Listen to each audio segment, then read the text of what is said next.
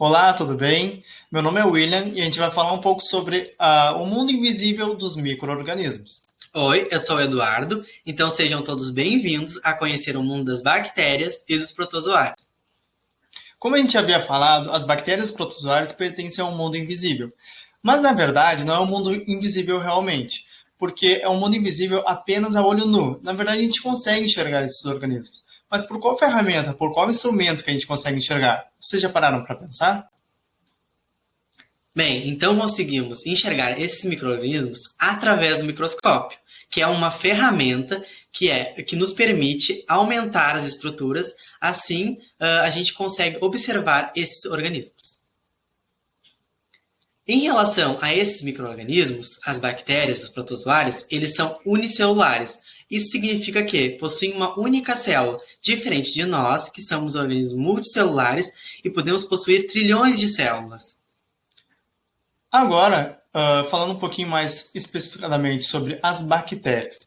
As bactérias, elas possuem uma característica bem marcante, que elas são organismos procariontes. O que é um organismo procarionte?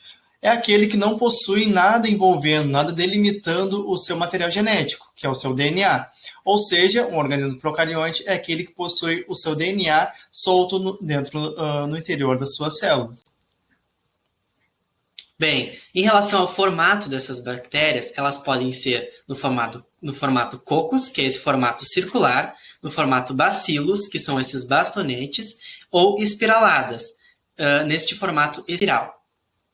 Quanto à sua reprodução, elas possuem uma reprodução do tipo fissão binária, que a maioria das bactérias elas possuem uma reprodução assexuada.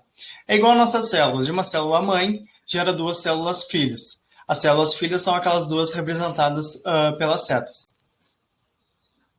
Quanto à alimentação dessas bactérias, elas são geralmente seres heterotróficos, ou seja, são aqueles organismos que não produzem seu próprio alimento. Geralmente, quando a gente fala de bactéria, muitas pessoas associam logo a doenças. Mas será que todas as bactérias causam doenças? Isso não é verdade. Por exemplo, algumas bactérias vivem em harmonia com a gente, como aquelas que vivem lá no nosso trato digestório, no nosso intestino.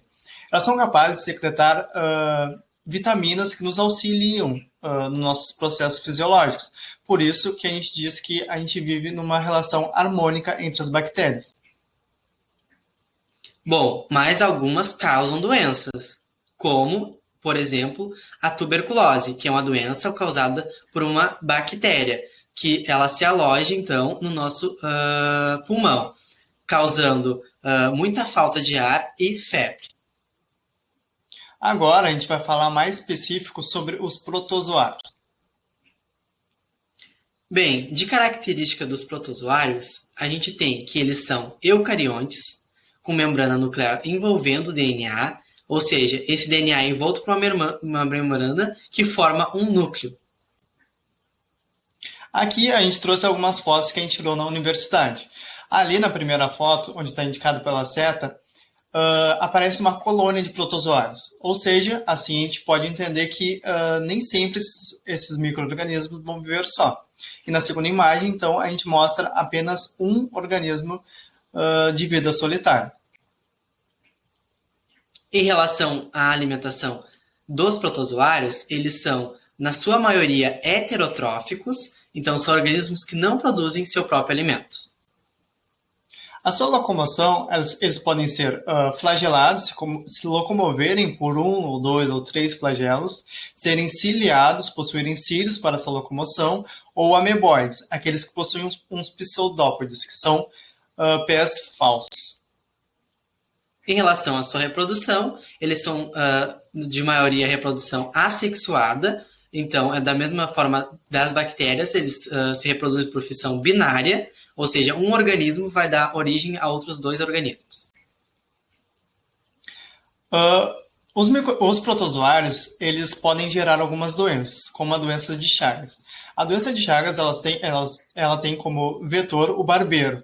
Então, o barbeiro, ele porta esse protozoário, o Trypanosoma cruzi, e o Trypanosoma cruzi, então, ele infecta a gente e se aloja muito provavelmente no nosso coração e causa a doença de Chagas.